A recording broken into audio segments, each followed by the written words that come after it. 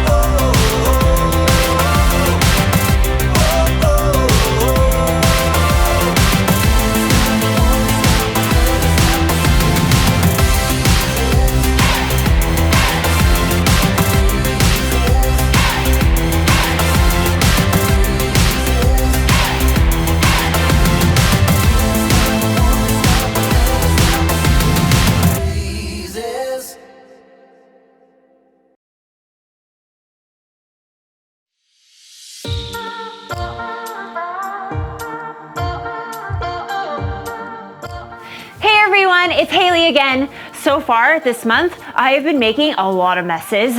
Like, whoa. So this week, I am tackling the glory of, wait for it, duct tape! Duct tape is so mysterious to me. Like, how is it so strong and sticky at the exact same time? And there are endless uses for it. Endless. And speaking of endless, sometimes it seems like a roll of duct tape itself is endless. Let's just see how long this thing really is.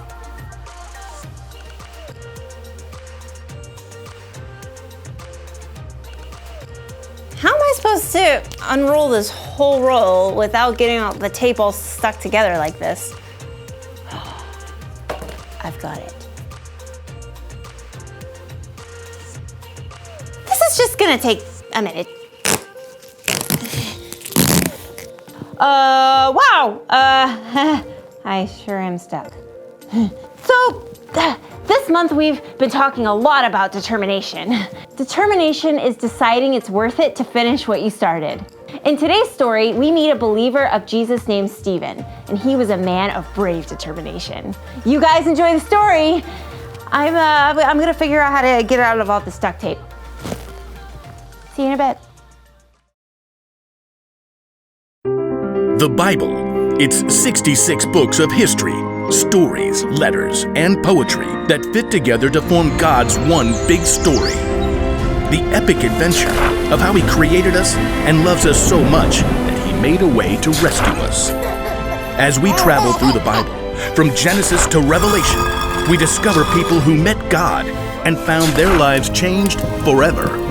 And now for an amazing story, inspired by the book of Acts, chapters 6 and 7. Stephen was the kind of guy you'd like to have as a friend, somebody you could count on.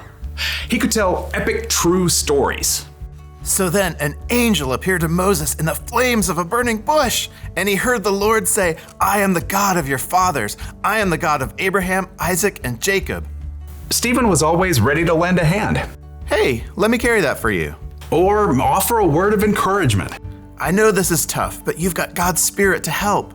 In fact, when people needed help, everybody thought of Stephen. See, the new church was growing quickly, and there were people who needed food and special care, so Peter and the apostles came up with a plan. It wouldn't be right for us to give up teaching God's word to wait on tables.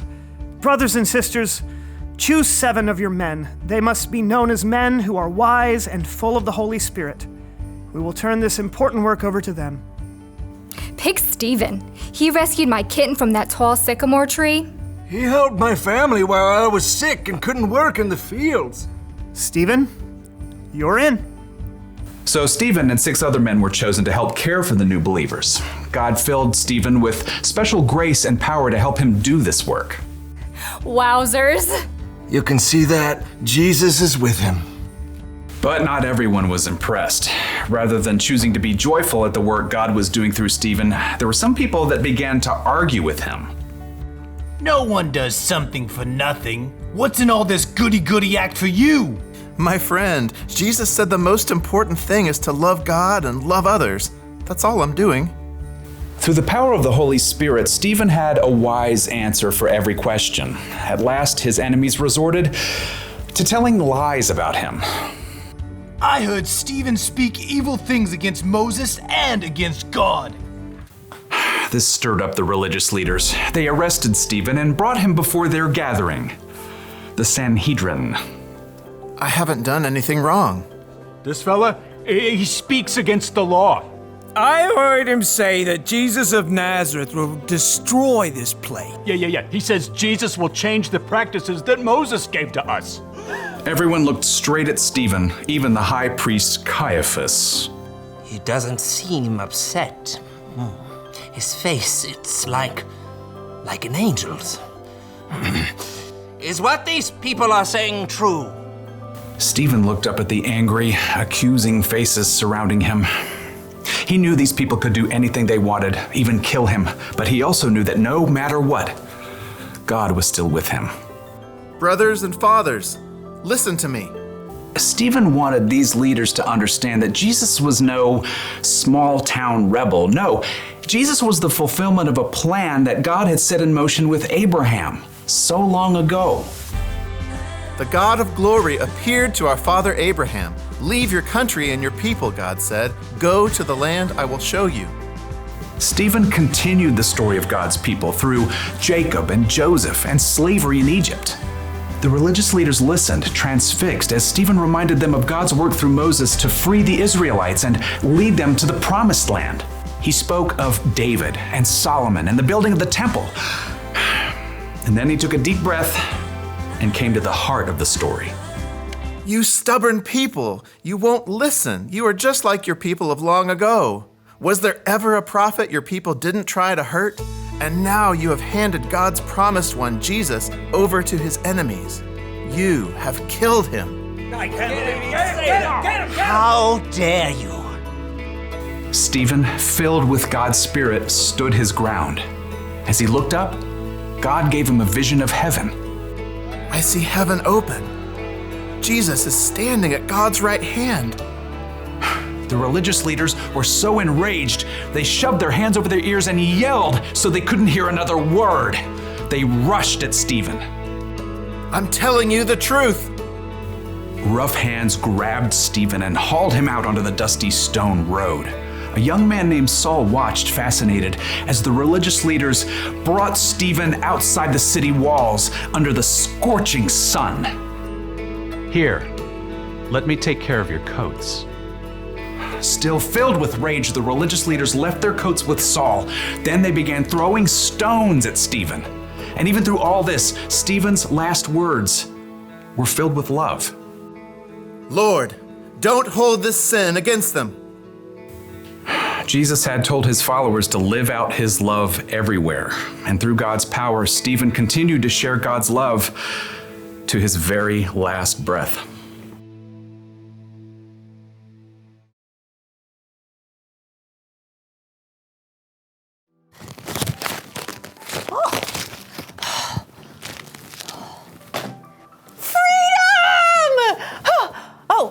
Friends, I finally got unstuck.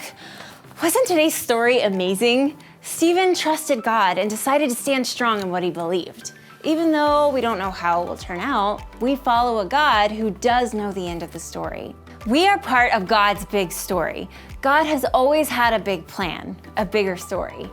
Abraham didn't know the end of the story when he moved his whole family to a new land, and Moses didn't know what would happen either after leading the people out of Egypt. Now, we know the other side of the story with how God sent Jesus to ultimately save the whole world.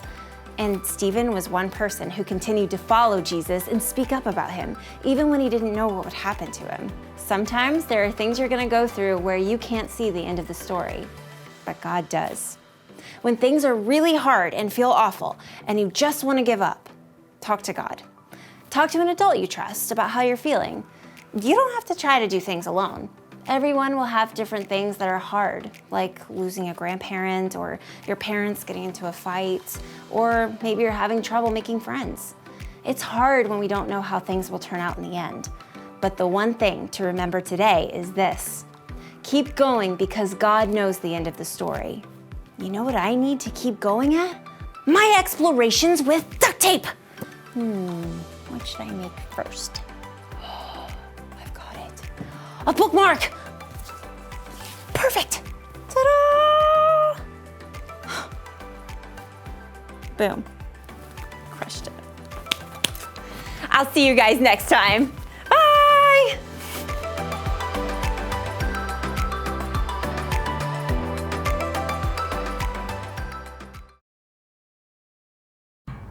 We don't always know how things will end up, or if we will get our way.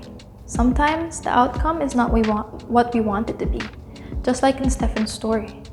But if there's one thing we can learn from him is that we can keep on going because God knows the end of the story. Can you say that with me? We can keep on going because God knows the end of the story. I hope this encourages you guys to not give up, to keep doing your best, because while we don't know how things will end up, God does. And He can be trusted, right? If you have any questions, anything that's confusing you, don't be afraid to ask. Ask God. You can ask your mom or your dad, your small group leader. Talk to us about it. We're here for you and you don't have to go through things alone, okay? I hope you guys took away something from that, and thank you for joining us today. I hope you guys have a great weekend. Bye.